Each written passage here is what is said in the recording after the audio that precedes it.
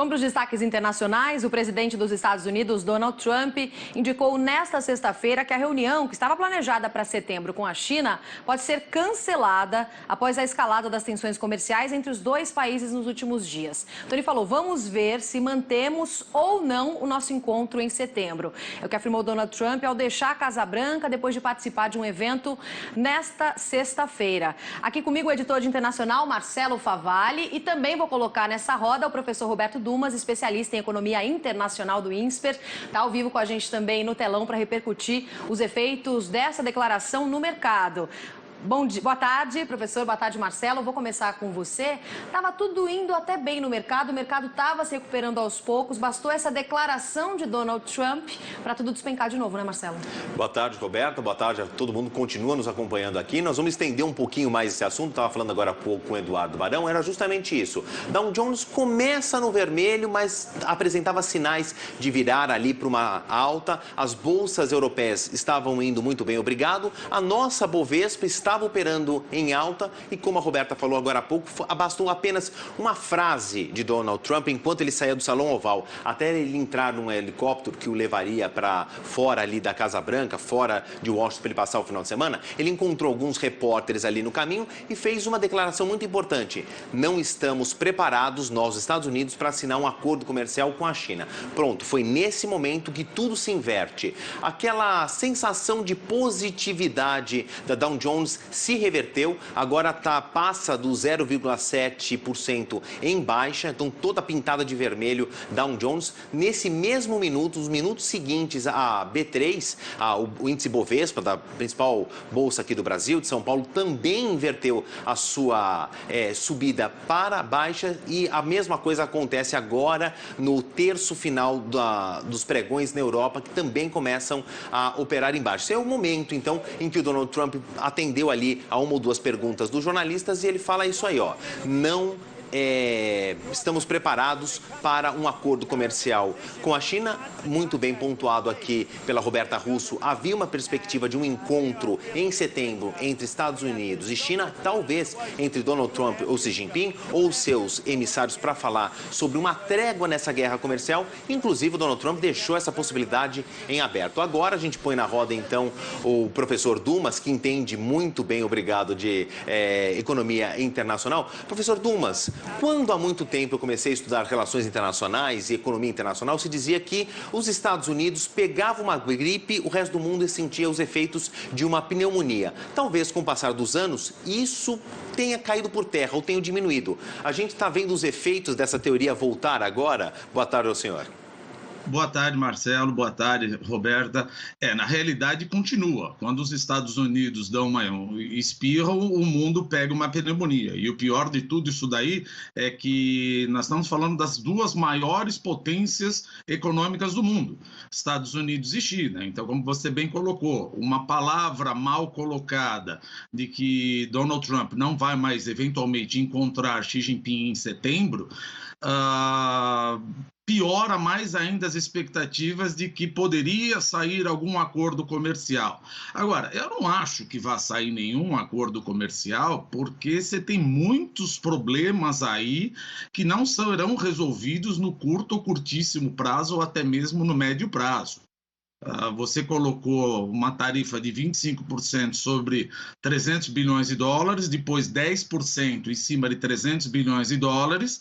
A China retalhou em cima das exportações norte-americanas para a China de 133 bilhões de dólares e agora acabou de falar aos Estados Unidos que não vão mais aceitar a Huawei como produtora ou como fornecedora. Isso não se resolve até setembro. Você pode ter alguma notícia positiva no meio do caminho que anima a Bolsa. Mas se você vê a tendência da Bolsa, ela é de queda por causa da crise comercial. Então você pode falar, olha, hoje caiu bastante, segunda-feira subiu. Subiu porque deve ter tido, vamos supor, saiu alguma notícia positiva? Não, nunca a Bolsa cai totalmente e nunca a Bolsa sobe totalmente.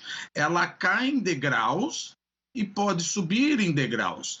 Quando você tem uma tendência de queda, que é o caso da Bolsa norte-americana, dado que os yields, ou seja, os retornos dos títulos já inverteram, você está vendo que a economia norte-americana está crescendo menos, qualquer pequena notícia negativa é uma desculpa para os investidores, os especuladores começarem a vender Standard Poor's e Dow Jones. Agora, professora, a gente pode esperar alguma reação ainda hoje da China? Eu acho que difícil, porque se você pensar do lado chinês, o que mais que eles poderiam fazer? Você pode fazer do lado dos 133 bilhões, que é o que eles importam dos Estados Unidos, isso já está dado. Aumentar a tarifa, talvez não. Eu acho que se acontecer mais alguma coisa, seria na parte cambial. Mas na parte cambial é aquela coisa que a gente sempre fala. Quando você deprecia o câmbio, você melhora as exportações. Só que a China não tem muito espaço para depreciar o câmbio por uma série de razões. Primeiro, que 32% das exportações dela são reexportações, ou seja, você compra insumo tecnológico de Taiwan e da Coreia, põe junto essas peças e reexporta para o mundo. E 54% de tudo que é de alta tecnologia, você compra insumos da Coreia, Taiwan e Japão e reexporta. Então, quando você deprecia o câmbio, é verdade, a tua exportação melhora, mas a tua importação piora. Então, a China precisa tomar cuidado, que, olha, eu vou depreciar. Não quer dizer que uma depreciação cambial não vá melhorar a balança comercial. Mas se você quiser brincar numa guerra cambial, a depreciação cambial teria que ser muito alta. Mas respondendo tua pergunta, Roberta, eu acho que se a China quiser responder para causar um pequeno estresse nos brios do Donald Trump, porque virou uma coisa de briga de macho alfa. E a gente acaba atendendo que, olha, se eu quiser fazer um paralelo, ninguém ganha guerra nuclear. Ninguém ganha uma guerra nuclear econômica entre dois países. Os dois países estão perdendo. Virou uma briga de macho alfa. Quem que vai soltar primeiro? Xi Jinping não vai. Porque a hora que ele solta, ele fala, olha, então quer dizer que os Estados Unidos mandam em você? Donald Trump também não vai, porque existe um sentimento anti-China nos Estados Unidos que ninguém vai soltar isso daí. Então eu acho que a tendência não está boa em relação à guerra comercial entre ambos os países. Professor Roberto, vou usar a mesma expressão que o senhor estava falando agora há pouco, entre briga de machos alfa, só que no meio da matilha estamos nós, que temos uma ótima relação comercial com a China, superavitária, né, e deficitária quando a gente olha Brasil e Estados Unidos. Se a gente está no meio do tiroteio, pode sobrar uma bala perdida para a gente? E onde que ia atingir? Em algum órgão vital? Se você pensar por partes de segmento econômico, o Brasil se beneficia no agribusiness enormemente. Por quê? Porque a China retalhou os Estados Unidos, quer dizer, eu já nem sei se é a retaliação primeira, segunda ou terceira, deve ser a 8ª retaliação, falando que não vai mais comprar soja dos Estados Unidos. Ótimo, compre da gente. Então, provavelmente, as nossas exportações de soja vai melhorar o mercado de soja, vai melhorar o mercado de agribusiness, vai melhorar o mercado de fertilizantes, vai melhorar toda a cadeia de suprimento de agribusiness, vai melhorar as vendas de equipamentos agrícolas, e isso tende a nos beneficiar. Então, a gente também não podemos ficar apenas numa análise simplista que, olha, então quer dizer o quê? Que uma guerra comercial entre Estados Unidos e China, o Brasil ganha? Não. Quem ganha é o setor do agronegócio. Mas, como um todo, o Brasil perde. Porque no momento que você vê que as duas maiores potências vão crescer menos, vai ocorrer uma corrida para a proteção. O que é uma corrida para a proteção? Todo mundo fica com medo de um estresse mundial e acaba comprando dólar. Quando você compra dólar, a minha moeda deprecia. O meu câmbio deprecia. Tá, em que momento acontece isso? Quando o meu câmbio deprecia, isso suscita pressões inflacionárias domésticas. Se continuar depreciando, vai para 4,20, 4,30, o negócio começa a piorar, essa pressão inflacionária pode atingir de tal maneira que o Banco Central pode falar, olha, parou com a minha política de cortar a taxa de juros. Ou eu mantenho como está, ou na pior das hipóteses, eu vou ter que subir, porque, veja, a gente fala a inflação está controlada. Está. A inflação está 3,8. mas a meta é 4,25, ou seja, nós não estamos com grande espaço de inflação aí. Então, respondendo a tua pergunta, segmento econômico, alguns segmentos se beneficiam, como eu falei. Agora, como um todo, nós vamos tomar um tiro em partes vitais, sim. E é uma pena, porque justamente agora que todas as reformas estão sendo aprovadas, vamos tomar um vento de proa bem na cabeça do barco chamado Brasil. E falando em tomar um tiro, professor, a gente deve sentir a partir da segunda-feira os efeitos dessa declaração do Trump ainda mais no mercado? Quer dizer, a gente já está sentindo hoje, mas assim como na semana passada, que a gente teve declarações dos Estados Unidos interferindo e derrubando as bolsas no começo da semana, a gente também já começa a próxima segunda bem ligado nisso?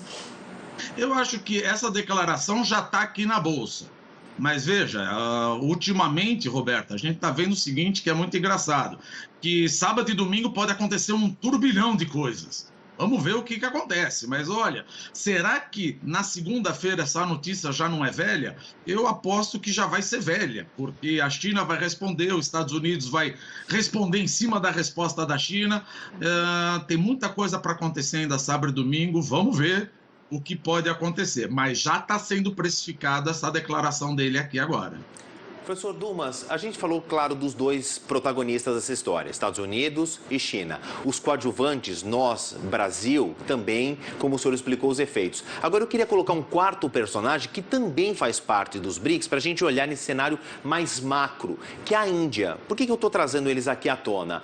Porque, segundo projeções do Fundo Monetário Internacional, até 2030, projeções até um pouco mais pessimistas, talvez 2050, vai haver uma reorganização do cenário internacional com relação às economias. Os Estados Unidos deixariam de ser a maior economia, a China passaria a ser a principal economia do mundo, o maior PIB do mundo lá para 2030, quem sabe até 2050, nessa visão mais pessimista.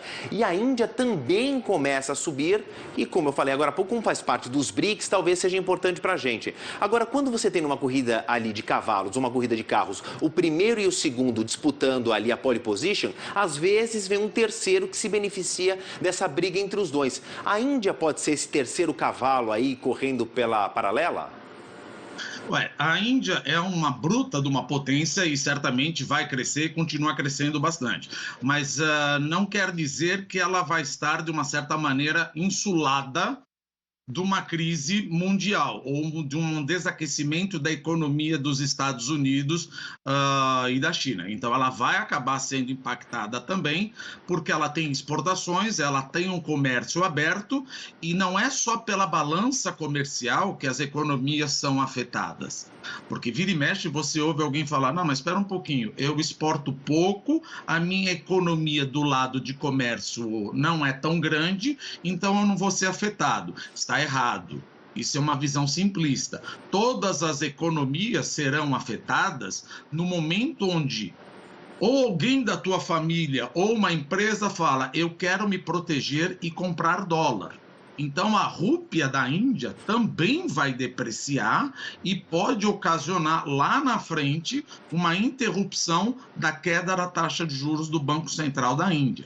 Então, sim, ela está crescendo, mas primeira coisa, importa ver os números como eles são. O fato de ser o maior PIB é importante? É, mas o que importa mais em termos de poderio econômico também é relação ao PIB per capita, se é que a gente pode falar isso. Então, a Índia continua crescendo, e aí a gente poderia colocar também, olha, tem a Rússia. Então, chega um momento onde você começa a sair da economia e entrar na geopolítica. Porque a Rússia, vendo que os Estados Unidos começam a perder o jeito diplomático de fazer economia internacional, se aliam, tanto é que agora a Rússia vai começar a vender soja para os chineses. Isso é um lado econômico? Sem dúvida que é um lado econômico, mas é muito mais um geopolítico, ou seja, o inimigo do meu amigo também é meu inimigo, o amigo do meu amigo, enfim, acaba impactando todo mundo. Tem alguém indo por fora, mas ainda tem muito chão para acontecer entre Estados Unidos e China e que, infelizmente, esses dois cachorros grandes vão afetar a economia do mundo e num prazo muito pequeno, menor do que a gente acha. Eu ainda insisto, o Brasil parece que não está atento para essa briga. Nós estamos vendo apenas as notícias positivas, há de se louvar a notícia positiva.